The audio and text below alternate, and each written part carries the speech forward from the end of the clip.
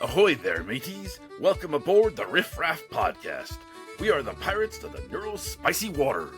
Come along with us and hoist the sail. We're navigating life through story and tale. We'll help you embrace the way you're wired, sharing laughs and lessons to get you inspired. If you join us, we will help you see there are a lot of ways to sail the spicy sea.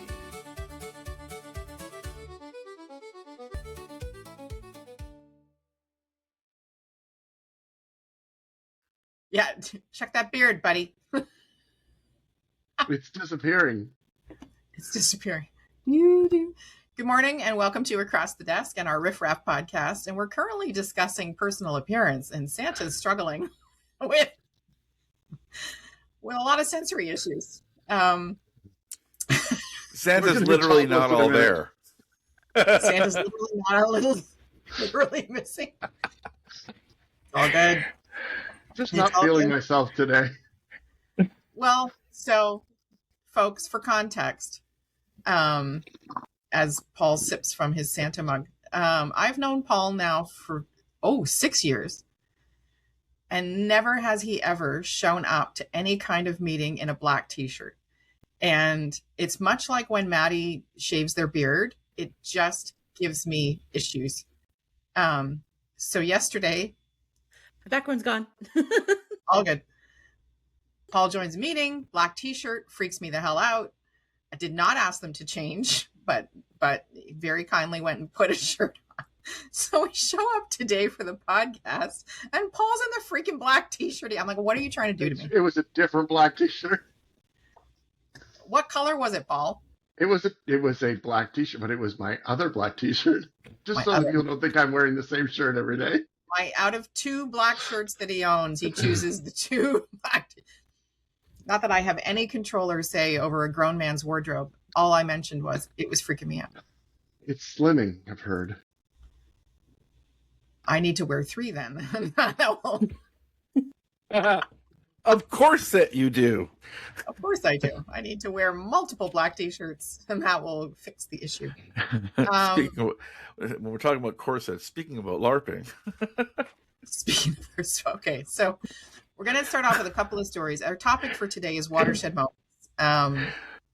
And there's been a few, but we've had a couple of fun things happen in the last. Paul's like, deep sigh. So we are starting a new initiative called Nimble ND Connect. And I think we've mentioned it before, but if we haven't, you can check it out on the Bureau of Canada website. It is something that Maddie and I talked about for years. It started out as social con. It's morphed with the influence of lived experience. And so Nimble ND Connect is specifically designed to be a safe space for people who are neurodivergent to connect, learn, and realize they're not alone in the neurodivergent community. And the topic of LARPing came up. And it happened to be that night that one of Paul's children joined us on Nimble ND Connect. And there was some comments made about LARPing. And for context, if you didn't catch the clue, Paul is a professional Santa Claus. Maddie, what was the term you came up with? The Arctic LARPer. The Arctic. So Paul tries to nay on the LARPing on Nimble ND Connect, but there's 3 of us, plus one of their children who are aware of their secret identity. Or not so secret identity. So we were all killing ourselves, and he had strong opinions about LARPing, and me. He's got 5 Santa costumes. Not 1. Not 1. Not 3. Not 4. But is it 5. LARPing if it's a job? I don't know. Don't even. No. Put it down. I'm giving him a string of sanity here. Just a little small thread to hold himself on, to pull him out of the... baby. Exactly. Chief Minion says no. Chief Minion says no. I'm giving that a vasectomy. No. Half off today. I can feel it. Paul has a traditional gourd, and I must say, Paul is a stunning Santa. So we are picking on him with love because Paul absolutely shines. Yes. And I mean this with all sincerity as a Santa. One of the kindest, sweetest, and like even the eyes are like Santa eyes. You look at Paul and he's just, I mean, I wouldn't want to piss him off because he's 6'3", but kind, sweet. So we have a traditional. You say you wouldn't want to piss him off yet. But you... but I continue because I'm not going to see Paul until Saturday.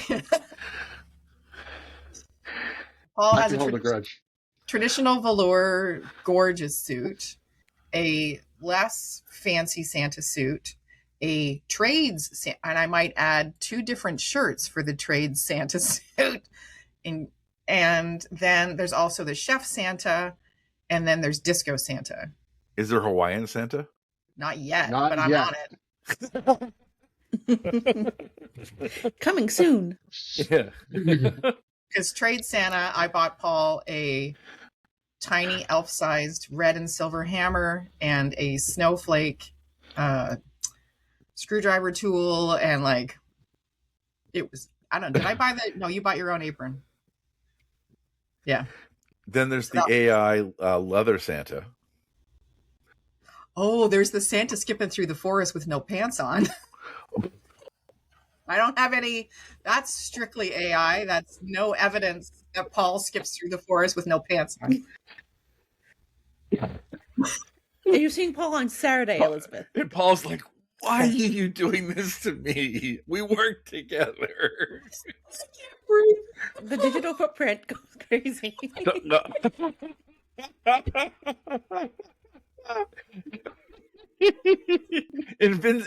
and Santa's gone full in business Santa again. So the sign of good leadership is the fact that teams feel comfortable.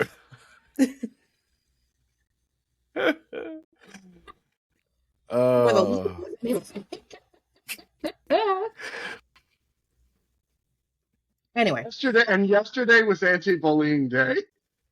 It's over. Yeah, I know. It was yesterday. That was exactly. Yes, and I did wear pink yesterday, but a different pink T-shirt. I will have you know.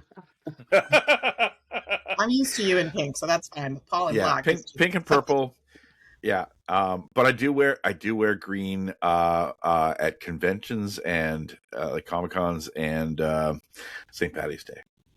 Green Lantern. Is you're secretly a leprechaun? Something we But I'm a little afraid. Well, I know that. I mean, that's a given. No, I wear green on St. Patty's Day, which makes sense. But I also wear green to Comic Cons because I love Green Lantern. I was about to say you're the rolling Green Lantern. Exactly. Okay, got it. Need it. Actually, I prefer pink. The pink Starfire lantern, but that's a whole other thing. We're rabbiting. I'm rabbiting. And so then this has been a whole series of rabbit holes. You're not wrong. So last night we hosted our second Love on the Spectrum event, which was an opportunity, and I have a funny update for the team, which is an opportunity for individuals who are neurodivergent to meet with the production team of Love on the Spectrum, who are looking for people from Canada to join the cast. And so if you're listening to this, we do have a waiting list. Timestamp, today's February 26th. So if it's April, sorry, too late. But I got an email from one of the participants who I followed up with, and they're like, I never signed up for this. I'm like, it's a pretty deliberate process to sign up for this. You can't do it by mistake, because you have to follow a very specific link to a very specific sign-up form and complete very specific questions. So was it a mistake? And then we had some incredible folks come on. And in all seriousness, absolute kudos to the folks who are brave enough to sign up and come out. I mean, everybody on here has dating history. Who enjoyed dating? No. No. I mean, technically, Paul did. Paul's smiling. Okay, in my teenage years, in my teenage years, sort of. Yeah, all the other relationships I sort of like fell into. They weren't sought out. There was no dating. It was just all of a sudden, hey, I'm in a relationship. Oh, okay, cool. And 4 kids later. 4 kids later. Dot, dot, dot. Like, I guess I guess we're in a relationship.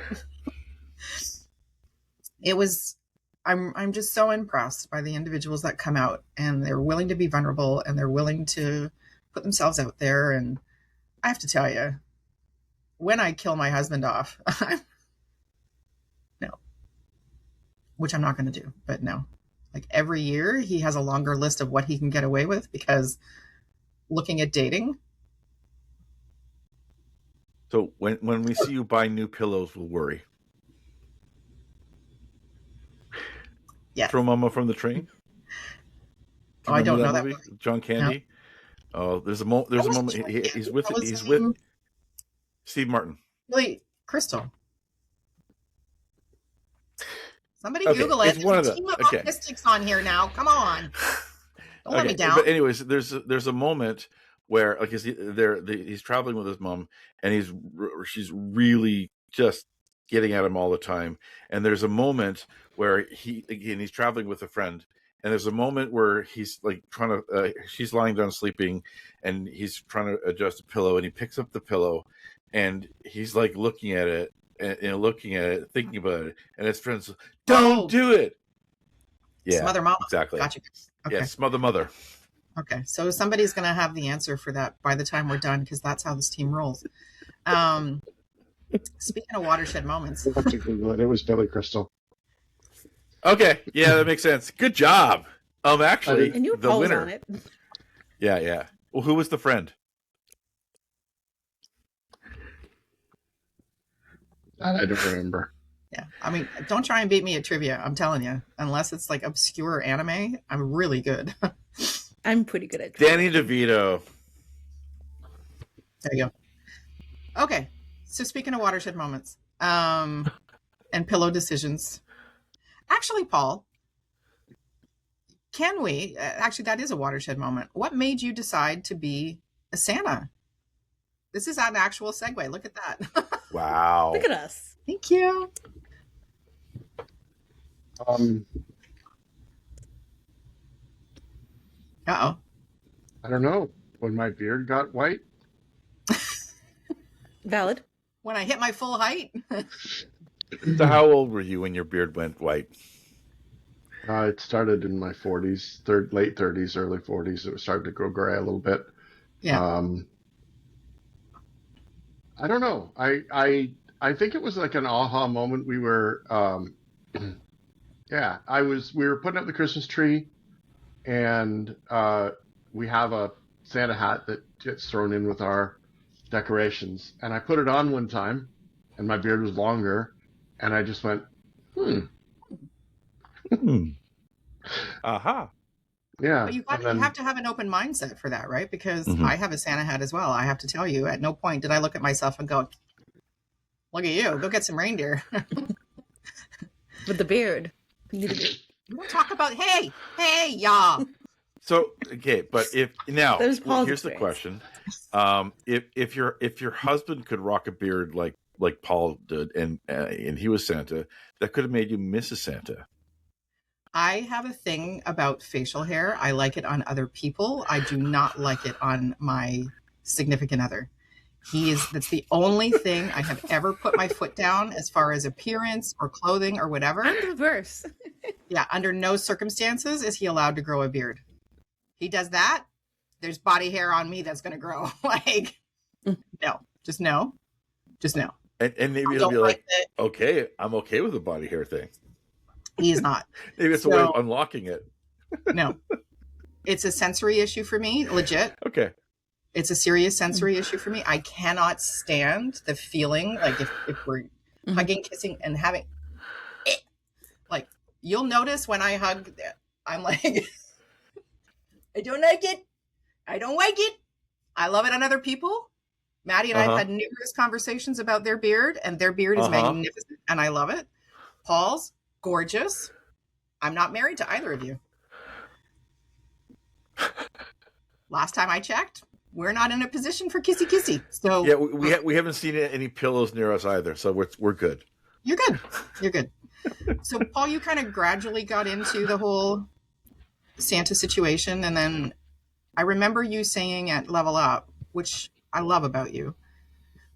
Level Up is an event where kids, teachers, employers, and service providers come together and learn about opportunities in the trades, which is something that Paul and I do. And Paul, I slid the suggestion into the chat about Paul potentially showing up as Santa because it was the appropriate time of year. And he was masterful. And he looked at me at one point, and it was so sweet because we, of course, have individuals that come out to these events who are neurodivergent and still get super excited about seeing Santa. And this event is not a place where you would normally see a Santa. And whenever a kid would come up and have that look, you could just tell that Paul's bucket was like full for days. Am I wrong? No, I get more of a dopamine rush out of it than the kids do. It's pretty special. They're lucky to have you. Like, I'm glad you chose to move forward with it because they're lucky to have you. And you do a great job at it. You can tell that you love it. Would you say that doing that helps with the other aspects of life that are a little more challenging?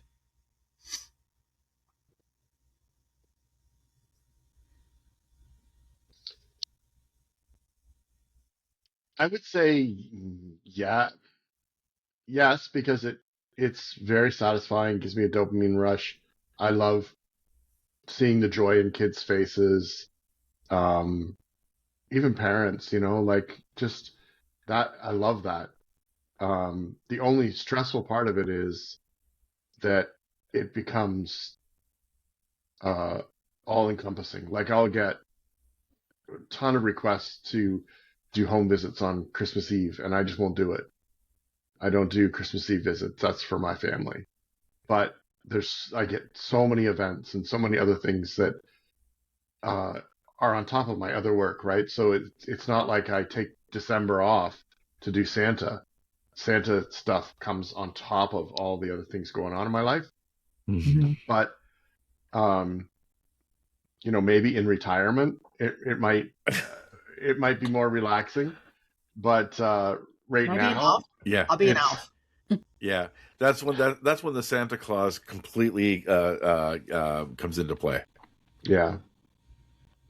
I'll be I'll have a TikTok channel and I'll be doing it all year round.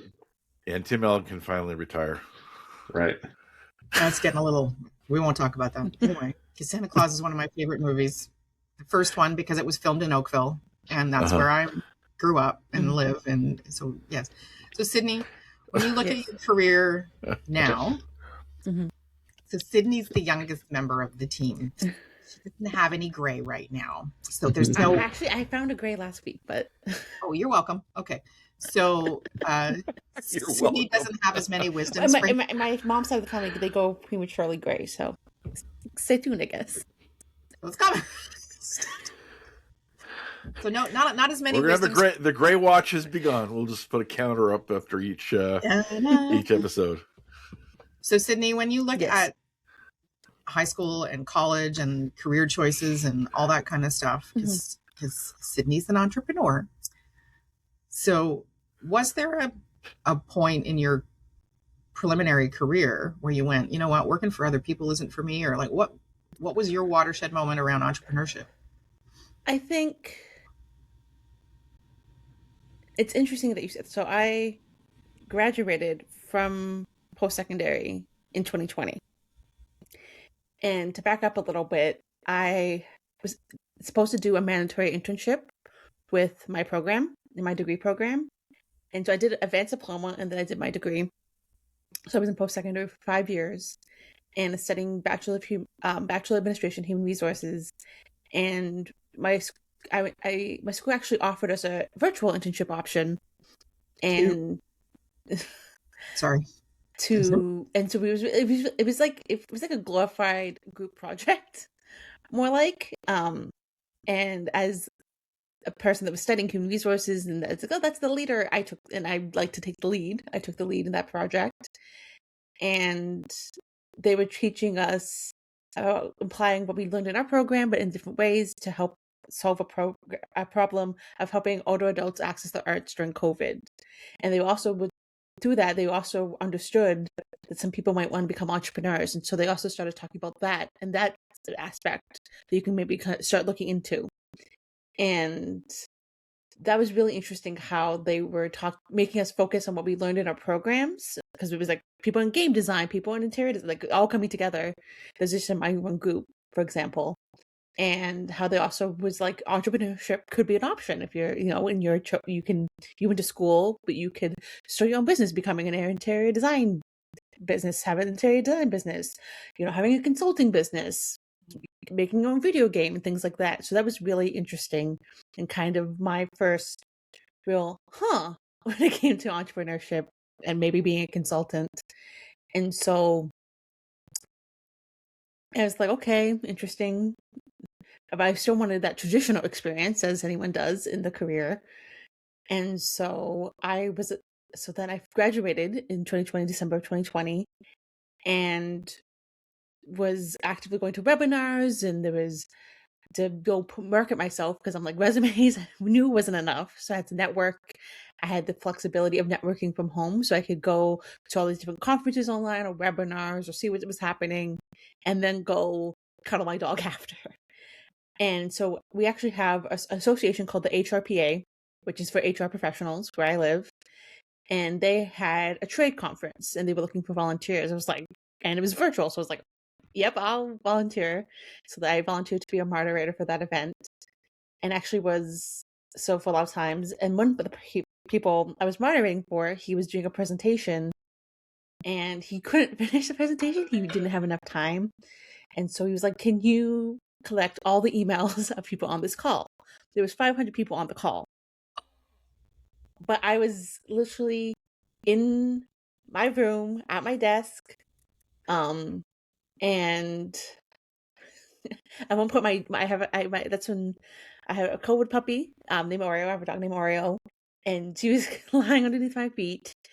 And I don't know how I did it, but I collected all 500 emails. And I was just so, I'm like, this is an opportunity. I'm going to take it. So I want to impress him. You never know, I can lead. And so I did it. I sent him the email with all the emails attached to our Word document. And he's like, you actually did it? That's impressive. Like, he was even shocked that I did it. And so didn't think much about it. And then he connected with me on LinkedIn, so then I can now have him in my network. And he actually reached out because he was planning to do a startup for an HR technology app, so people in organizations that don't have HR in-house, so that they can have an app instead. And so he's like, I would love you to come work with me on this project, and as to help me develop it, and reaching out to other students that might just graduated or are still in school that want to do HR, but an interesting way of doing HR. And so I started working for him for that startup, and it was so much learning all at once. Just like, this is in 2021, and again, was just like so excited, so eager just to have an opportunity to get my feet wet, so to speak. And at the same time, he's like, if you want to keep applying for traditional jobs, I can now be a reference for you. You're doing great work. And so then I actually worked that summer of 2021 at a nonprofit. It was again remote because this is in the pandemic, which works for me. I'm still working remotely primarily now.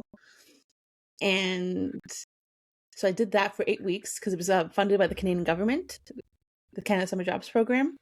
And I was an HR clerk there, and that was really interesting. And I was like, I'm passionate about accessibility, AOTA, those kind of things. And like, okay, great, perfect timing, because we have to revamp this policy. Yeah. And so have at it, kid. And so that was a really exciting moment. And then the summer ended. I went back to the startup after working at that because, again, it was only 8 weeks.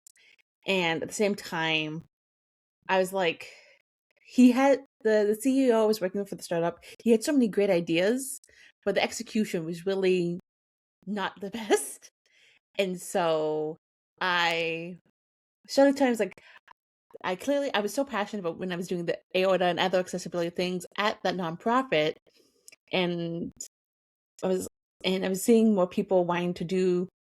When I started my business, I saw a lot of people weren't talking about the HR side of things and the lived experience of being neurodivergent, or what does neurodiversity look like in the workplace. And so that's how I started my business, and it was like, oh, I can also consult on policies and procedures, or I can also do coaching, and it just kind of kept snowballing from there. I'm messaging Paul while Paul is messaging me, so I'm like, you need to pretend to look at the screen. I'm starting the same thing to you. You were liar. So that was passion driven, but it was also exposure driven, right? It was also that you saw what you wanted to do, but you also saw the way you didn't want to work. Mm-hmm. And then maybe, I think that's one thing that I know as the three of us, so Maddie, Sydney, and myself, working with Employment Works, it's been interesting to see how people think they're going to get experiences without exposure. Yes, like it's just going to magically show up for them or something. And even people I graduated with, they're like, "Oh, you're doing so many cool things." I'm like, I constantly put myself with it from the very beginning, and I still do. Yeah. And I knew, again, resume is hard enough, unfortunately. No.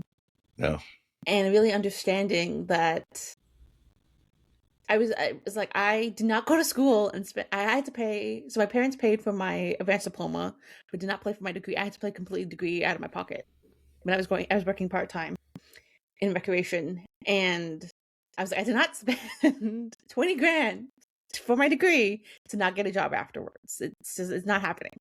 Yeah. And so I was like, I guess I think I could start my own thing to really do the work I want to do.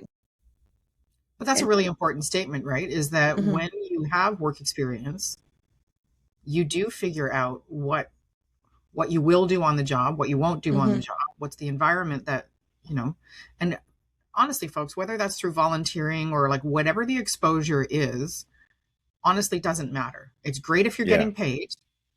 Yeah. But from a decision-making process for big life decisions, it doesn't matter where it comes from. It comes from talking to people, and it comes from a whole. So, Maddie, you've had how do I describe Maddie's background? Zig, zag, well, zig, it's zig, zig, zig, ziggity, zig. I think that's cool. We can do with things that because I didn't go to school. I just jumped in head first in, built a company and lost some zen. We need to lose the music. All right. Okay, sorry. You started with the beat, I did. Yes, okay. There's a song for every moment and a moment for every song. Yeah, it's in our family. I have been a serial entrepreneur. And it started when I was 4 years old with a lemonade stand with my sister. It continued when I was 11 or 12, and my sister and I made personalized calendars and went door to door to sell them. My parents were both entrepreneurs and also accountants. Go figure. So I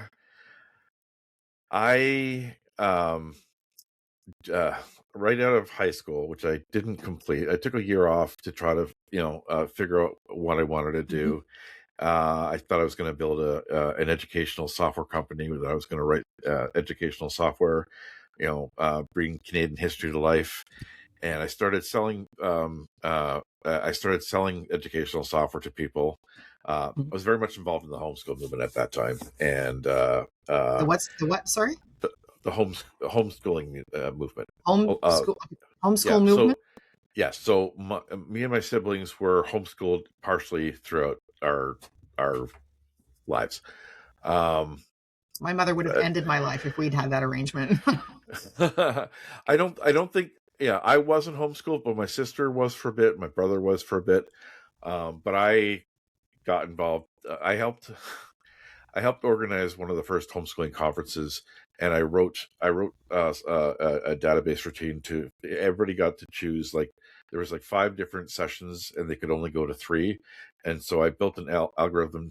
This is in the early 90s to get everybody's choices put in place so that everybody had the choices. It was I learned to love databases and spreadsheets very, very early on. Don't get me started. So right out of high school, after I was trying to, people were selling software, but their computers didn't work with it. So I would sell them. I'd either fix or sell computers. Got to do that too much. I took over our dining room, and then I decided, okay, I'm going to open a computer store and an internet company. So I started the first dial-up internet company in Smiths Falls, and back in 1995. And right when Windows 95 came out, I opened my store, and I did that for 3 years, and it was a great experience. Lost a lot of money. Realized after 3 years that I'm not making money, but I'm making experiences. And then so that was sorry to interrupt, but that was a watershed moment all on its own, because part of a watershed moment is moving into something good, but also moving away from something that's not working. So at what point did you kind of go, okay, I love what I hired a manager to deal with the front end stuff, so I could figure out the accounting and everything. And it's when I realized, and it got to the point where I couldn't. Some big competition came in to bring internet. Couldn't compete with them. So yeah, I realized that it was a great experience, but I kind of needed to get a job. And so I moved back to Ottawa and got a job in IT. And within 3 years, I ended up working at Nortel, and I rode the high to where Nortel started going boom. And I jumped out, got hired by I got headhunted into another company, did that for 2 years until it went boom, got headhunted into another company, and then it went boom. And then I decided to open my own training company, because I had very, very niche skills that were very, very high demand. I had a very bit of a Benjamin Button career. I started off like asinine amount of money, which most people get in their 40s and 50s. And my God, like looking at today's numbers, it just shake my head at how incredible. I learned skills really quickly, and then I see how things fit together, and I never stuck with just doing what I'm.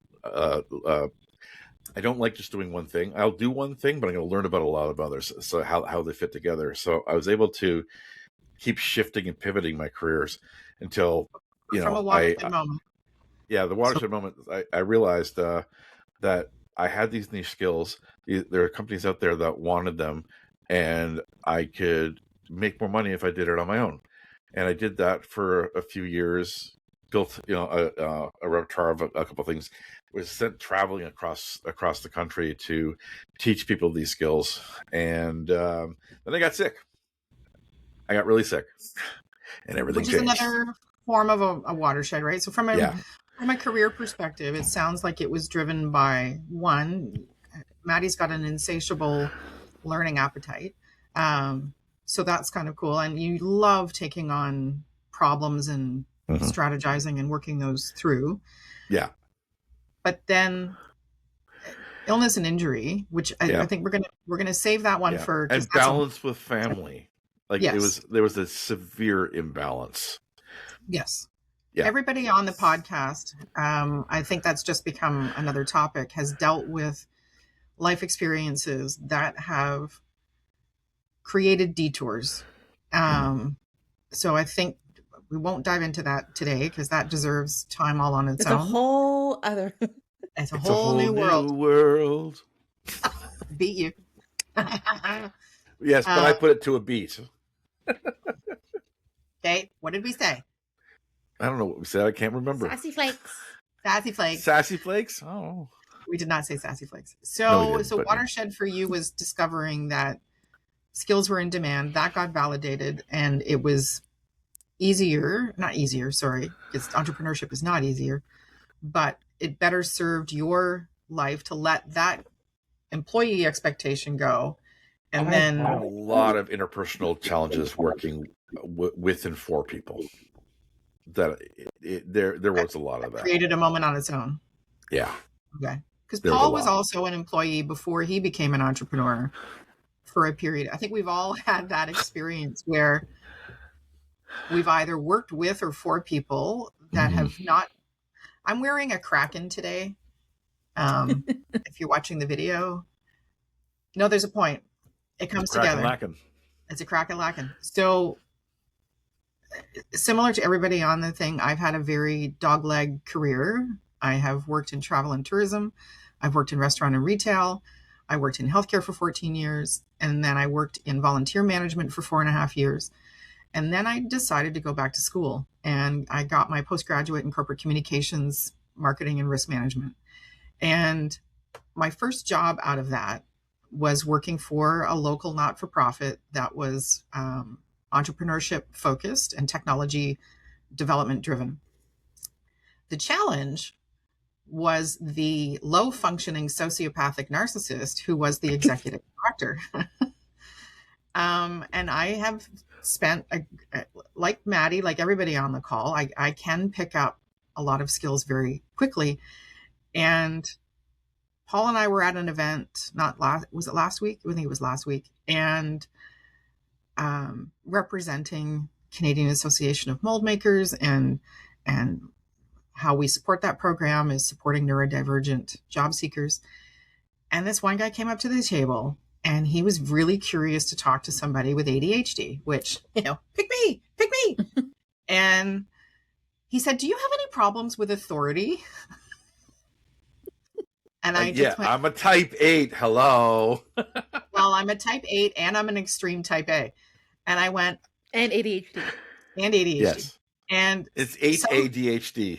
Like, there's a lot of letters and numbers after my name. Some folk of a certain personality type may or may not have challenges working for stupid people. And I happen to have challenges working for stupid people. And if I don't respect them, or they try to ask me to do something that violates my moral compass, I'm not great at doing that. And so my last boss, we ended up nicknaming the Kraken, because she was something else. And she was boss number whatever in a long line of people who were dumber than a bag of hammers, and, trying to tell me what to do. And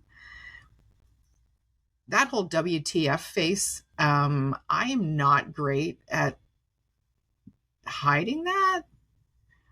I either have to leave the room, physically leave the space, or I have to do something to try and get it off my face. And in the workplace, people don't appreciate when "you are dumb" shows up on somebody else's face on a regular basis. It's offensive. And I didn't realize how much it was showing up. So this last boss was the deal breaker for me, was my watershed moment where I went, I have had enough of fixing other people's issues, of coming up with the solutions and then other people taking credit, like the whole shit and caboodle. That was 2013. And I started a business, MCB Communications, that focused on marketing and communications for healthcare focused businesses, because that was I had 14 years in healthcare. I'd taken, I could talk the talk, because I saw too many articles where people referred to, it should have been vestibular and it was testicular, and like it was, and those are not interchangeable terms. If you Gotcha. want to talk about testicles, that's fine, but you should probably not be talking about hearing at the same moment. So, unless you're hearing through your balls. The challenge was I couldn't grow the business because it was just me. Yeah. And marketing is always the first thing that people sacrifice when it comes to budget constraints.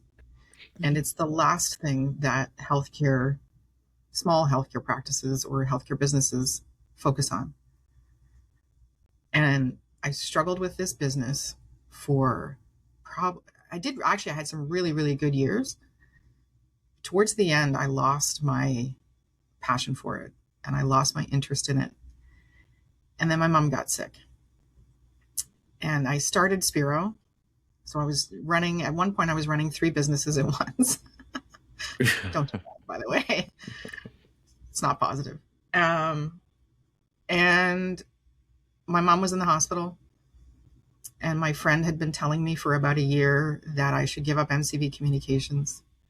But I was so attached to it because it was my first go big business. And I had done a good job at growing it and whatever. But like Maddie said, family. And I remember standing in the hospital and we got some more bad news. And I have no idea. And I would love to invite everybody to think on this for a second. And then I'm going to ask you if it's ever happened. And it was all of a sudden like all the worlds in my brain collided. And I was at the top of the hallway in a public space. And I just started bawling. And we're talking like snot rocket heaving, like I was broken. And I looked at my husband and I said, MCV Communications is over. I will not continue to try and make something work that I can't make work, that I don't love anymore and whatever. Yeah. But it took that big thing for me to let it go. Yeah. And that was, so has anybody else on the podcast had that moment? And poor Paul's been so patient. So I'm going to ask Paul if he wants to jump in. Have you ever had that moment where 5 things collide at once and it just becomes so crystal clear that something has to change? And you either have to let something go or embrace something about yourself or no longer accept somebody else's behavior, whatever it could be. You had that moment where the universe kind of goes, I'm going to hit you now, sweet cheeks. I think I'm one of those people that I don't, I got to be forced to let go. Yep. Mm-hmm. I hear you. Yeah. It wasn't, I worked at a company for 13 years and knew after 6 or 7 that I should have got out. Could tell things were not the way they should be. And, I was the last one out the door. What held you back? Helping him close the business as everybody else was laid off and stuck around to help him out and everything. So it wasn't to your detriment or? Oh yeah, absolutely. Yeah. Absolutely. Everybody else was, off getting work and I was helping him close the business. So, but it all worked out, sort of, but there's often times that'll happen. I think there was one situation I can think of where I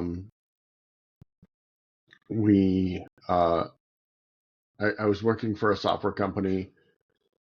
They ended up selling the business. They didn't need people that were in my position in the new business. But I was offered a position to stay on to learn commercial insurance, which is it was the other side of their business, but not my background, and guaranteed my salary for a year, and here I am sitting in this room with a whole bunch of other insurance agents, loathing the job, absolutely loathing the job. And because they guaranteed my salary coming out of a software fairly high up position, I'm sitting in this room making probably 1.5 times what everybody else in the room was making, and not producing, and looking at this and knowing that, uh, I have to move on. And it took about 8 months. I finally backed out after 8 months, even though they were still going to guarantee my salary, even though it was 2008, when, the housing crisis blew up and all this The stuff. huge economic uncertainty Yeah. Yeah. So I just couldn't do it anymore. I couldn't go into work and take their money for doing nothing. Not that I wasn't doing anything, but I wasn't producing because I couldn't do it. I just couldn't buy into it. Yeah. To their credit, like, they were excellent. They said, fine, work through Christmas, and then after Christmas we'll announce you're leaving or whatever. And they still gave me like 3 months severance to leave. Oh, so wow. They still paid That's my good, full 1 year of salary that they promised me. So it worked out in the end. I don't know if I had left after 3 months if they would have done something like that, but I hung on for far too long because it was really hard on myself, like because I felt like I was stealing from them for 8 months because I just hated the job. I couldn't pick up. Yeah, I couldn't pick up the phone to call somebody to try and sell them insurance that I didn't believe in, and so it was, that's probably one of the worst ones for me, or my mental health was terrible after that. What was the point where you kind of went, because at some point something had to happen where you either self-talked or spoke to somebody and they gave you a different perspective. Like, there's all kinds of contributing factors to watershed moments. It's usually never solely us. Like, something externally triggers a different perspective where we go, enough's enough. Like, whether it is mental health, whether it is our moral compass. I'm in this. It was a moral compass moment. We had a gentleman. I'll keep the story as short as possible. We had a gentleman who was a landscaper, and in the winter he had a snow removal company, and insurance companies will not sell one policy that'll cover both seasons. They treat them as two separate businesses. So this guy was paying for a yearly insurance package for his landscape business, and he was paying for a yearly package for his snow removal business. He invested in GPS for his trucks. He invested in measuring devices on his salt, because he had to prove that he put salt down on certain parking lots and wherever he was doing this. Somebody tripped and fell in one of the places that he was doing snow removal, and the lawyers put forth a lawsuit towards him, the lot owner, and the store owner. He was so happy. He came to us with all this documentation and said, here's my proof that I put down this many pounds of salt at this time, just an hour before this person said they fell, blah, blah, blah. I'm not at fault. And the insurance company ended up settling, even though he had all this proof, because it was cheaper. They settled. So they settled for $10,000. So the store owner, the lot owner, and the salt truck owner, they all settled for 10 each. Person walked away with 30 grand. Then the insurance company turned around and said, you now have an at fault on your policy. We're upping your rates $2,500 for the next 5 years. So they paid out 10 grand. He had no say in the matter. He paid out 10 grand, and they collected 12.5 from him in overage fees over the next 5 years. So they got their pound of flesh. They absolutely. And I'm like, that's it. I can't do this anymore. This is just, I couldn't do anything. It was, it's just the way the system was rigged. So it's a long story, but that was the tipping. You were right. It was a moral compass issue, and it just, I had one of those with my, it was my first job with my postgraduate. So it was and I was supposed to be working under somebody to learn, kind of like Sydney in her internship, right? Where, they said it wasn't an internship. It was like a group project. The first day I arrived on the job, the Kraken advised me that she had fired the manager that I was supposed to work under, and I was now the new manager. No pay raise, by the way. I was now the new manager, my first job graduating. And by the time I got to the end, somebody pointed out, it was only a year and a half, the amount of damage this woman inflicted in a year and a half. I was wearing all black every day. And it was one of my friends who pointed out I was no longer wearing color to work at all. And I didn't even notice. And there's two last straws. One was there's a law out there, anti-spam law, which was new at the time. This was 2012, 2013, where you can't just solicit randomly, right? People have to sign up to your lists and whatever. And this boss said to me, I want you to start, like, basically roll these people from this event that we'd done jointly with another partner organization into our mailing list. I'm like, I can't do that. That's against the anti-spam law. Like, they have to agree to that. There's a process. And I went away for, I don't know, like 4 days, like whatever it was. Behind my back, she went to one of the team who was a spineless little person. And I come back and I check the marketing tool that we were using, and an email's gone out to this list. I was like, what the fork? So I went over to this person and I said, did you send that email? Oh, well, yes, the Kraken. She used her name, told me to. I said, okay. So just for curious, I said, what's your job title here? Well, I'm blah, blah, blah, networking or whatever. I said, okay, what's my job title? Well, you're the manager of communications and marketing. And I said, so out of the two of us, who should have been the one deciding about that email? Well, that should have been you. And I said, so you had no frame of reference, no experience, and no right to go in and do that. Karen had already asked, her name's out. She had already asked me to do this, and I had refused because it actually violates the anti-spam laws. And you sent it from me. You didn't send it from yourself. You've now attached this to my reputation in the industry. It's 10 a.m. It's time to stand up and stretch. Pretend. I need to remember this on Thursday morning.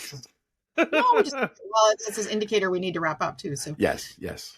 So I said, under no circumstances do you ever do something on my behalf with my name ever again. And then the next one was she asked me to lie to a community partner, project partner, and withhold funds and all this other stuff. And I was like, all right, I'm out. Like, I'm not, you want to engage in that kind of hanky panky, like, you do you, but I'm not going to lie, and I'm not going to cheat people, and I'm not going to treat people like shit. Like, that's not going to happen. And that was the watershed for me. That's when I became an entrepreneur. I was like, my moral compass has to guide what I do. Yeah. Has anybody had moral compass moments? What's created a watershed? Yeah, well, I've had to leave a few working with a few nonprofits. I've had to leave a few boards because of what I consider unethical stuff. And like the biggest watershed moment for me was the car accident, right? Because it's forced me to listen to my body way earlier, and I now know, if I'm feeling stressed and really anxious for more than a few days, there's something pulling me away from my core purpose. I know what my purpose is. I know what my mission in life is. I didn't have that until the last 8 years. So I have to evaluate. Okay, so what am I doing? And sometimes it's like something might be it's not right for me right now. And if I let it go, intentionally, instead of like having it burst and break and pulling everything I'm doing down, I can leave it and move on. And maybe in the future that it'll be the right thing at that time. But my body's if I don't listen to my body, I'm out of sorts for everything for quite a while, and I don't want to do that.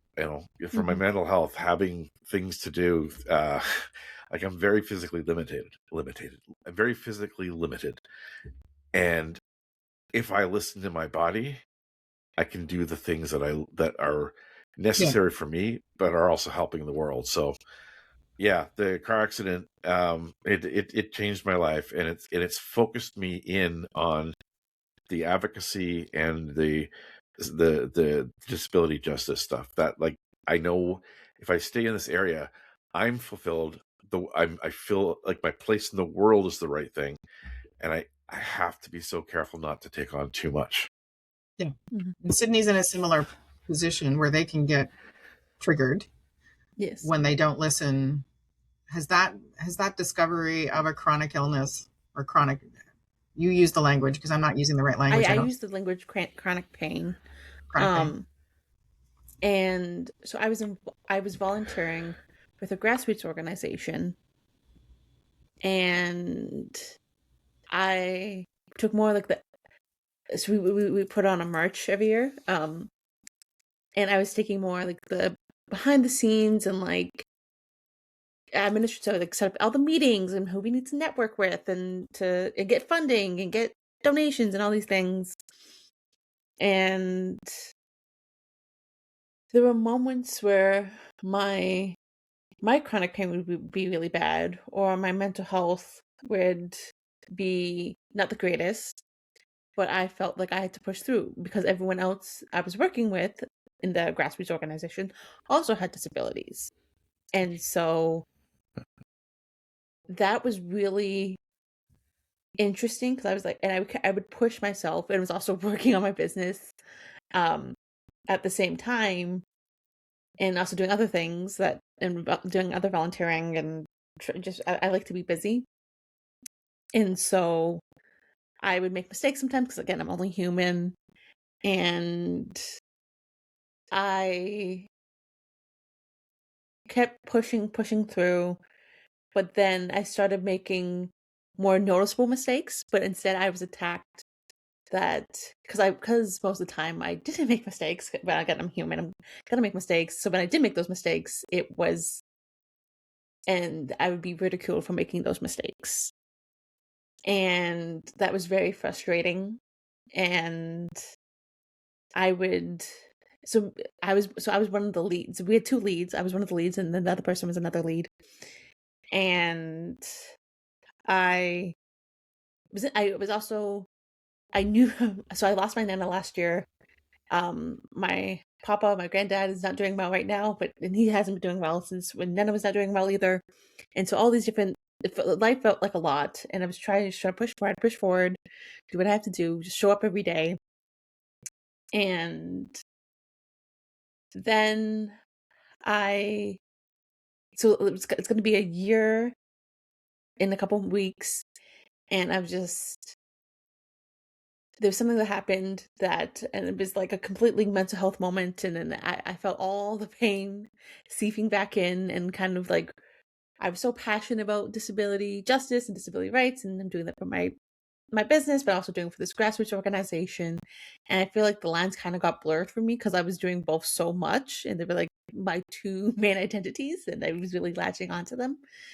And so something happened, which I won't get into detail, but I had to step away. And it was done in a very public manner with the rest of the organizing committee.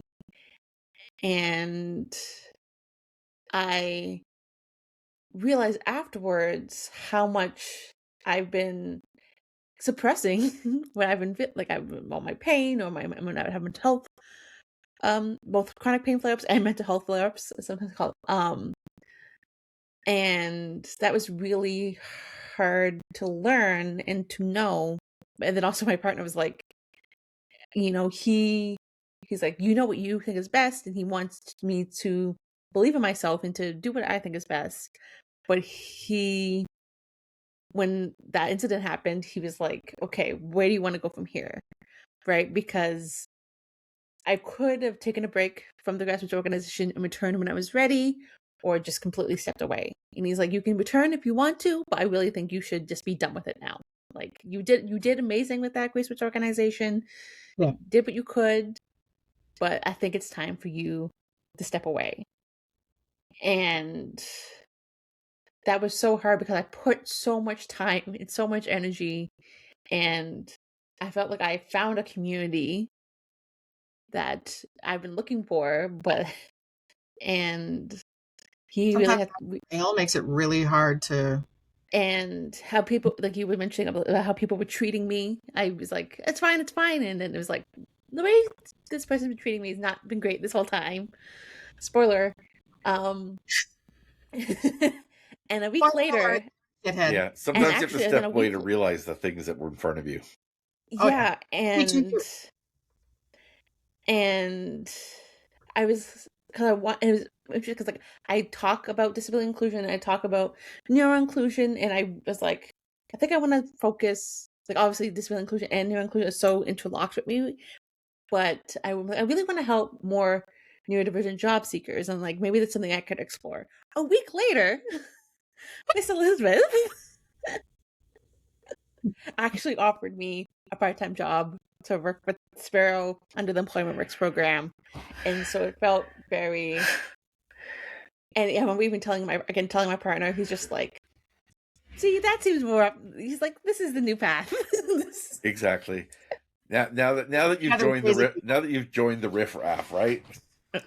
and I tell stories to him still about how Team Sparrow and our antics that we get up to, and he's like, yep, much better.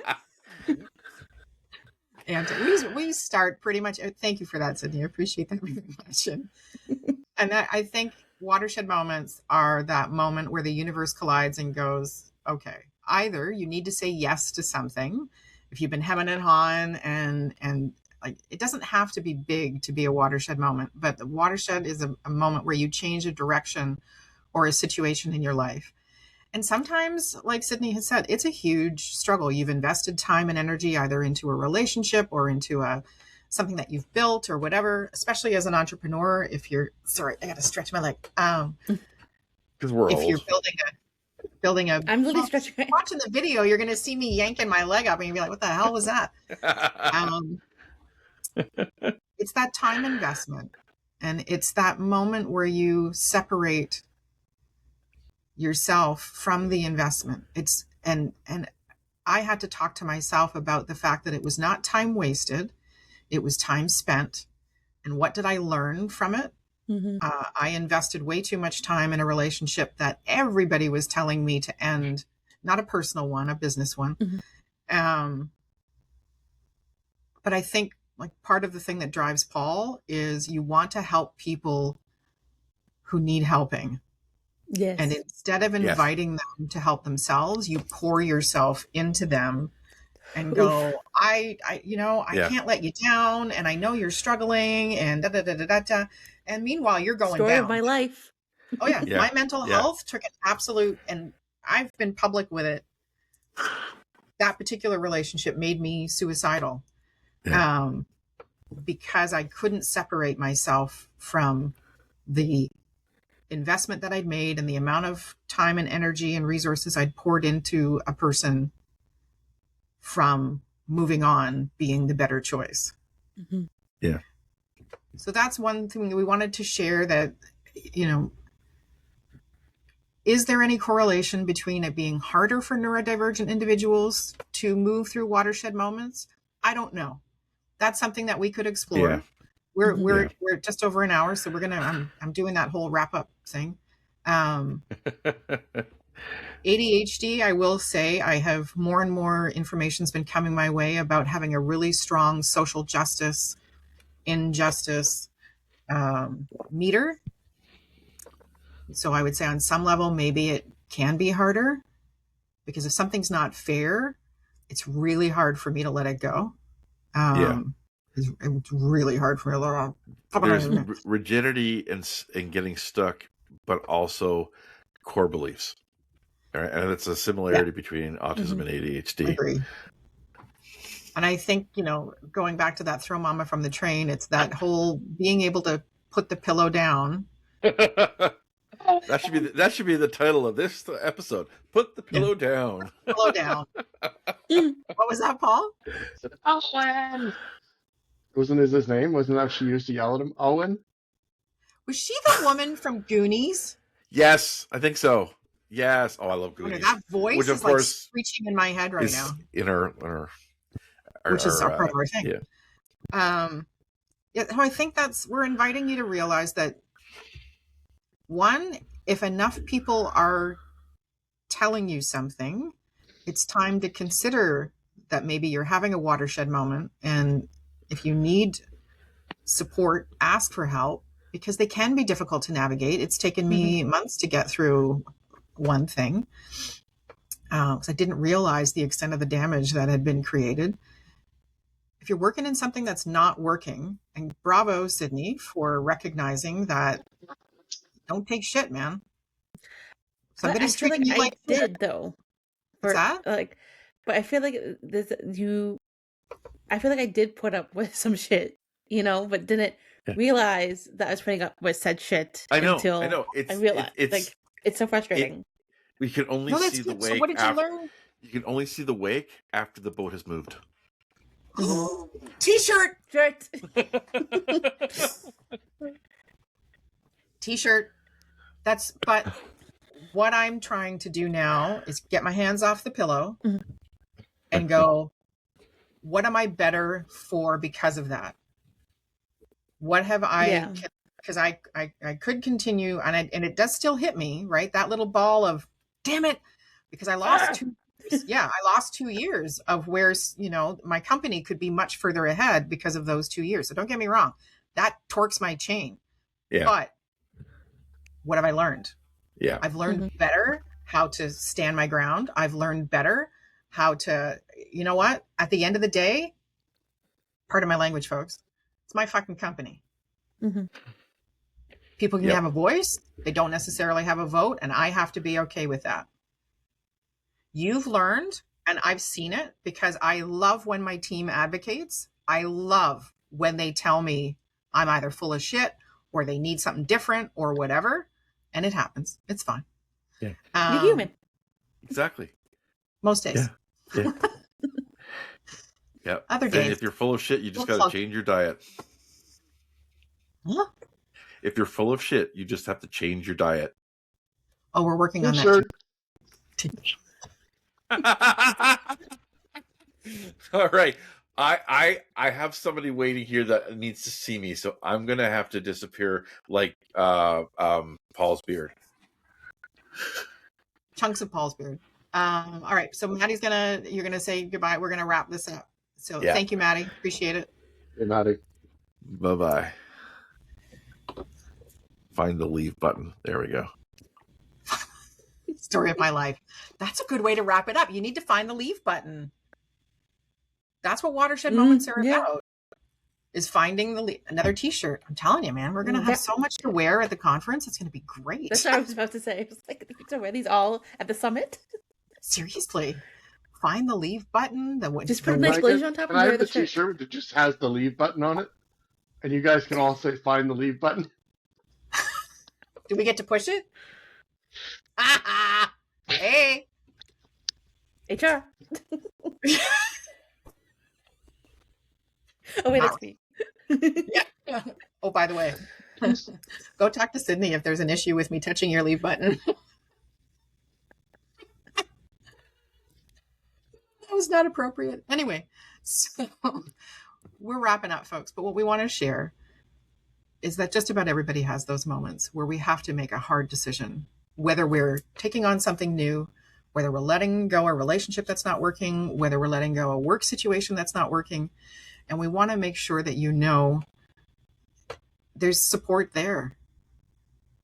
And yeah, it sucks. And yeah, it can be hard. And yeah, it can be scary. And like Paul's journey into becoming a Santa, I'm sure that wasn't an instantaneous thing.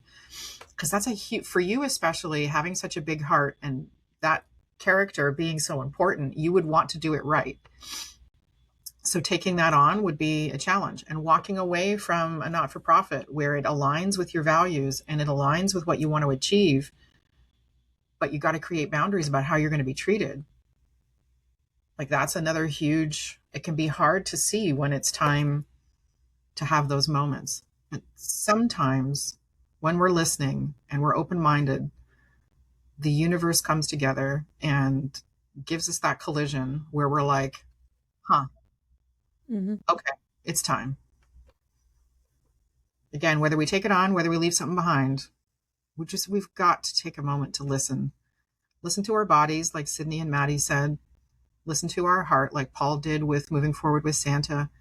Listen to the evidence. Listen to the voices around you who are likely telling you something needs to change, which took me a little bit to do. And then move through it. You'll see the wake at some point. Thanks, everybody. Anything else? Any other words of wisdom we want to cram into that? I'm good. I'm good. I'm solid. Thanks. Thanks for the free therapy. Anytime. It's what we do. Thank you, everybody. We really appreciate you listening, and we'll talk to you soon. Bye-bye. Bye.